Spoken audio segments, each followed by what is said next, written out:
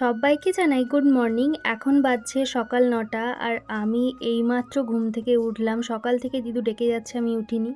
তারপর বাইরে এসে দেখি যে সকাল থেকেই বৃষ্টি পড়ছে। তো আমি দিদুকে বললাম যে খিচুড়ি খাবো, কিন্তু দাদু খাবে না যেহেতু, তাই আর খিচুড়ি হলো না আজকে। তারপর দাঁত মেজে আর কি চলে আসলাম নিজের ঘর, আর কি গোছাবো নিজের ঘরটাকে।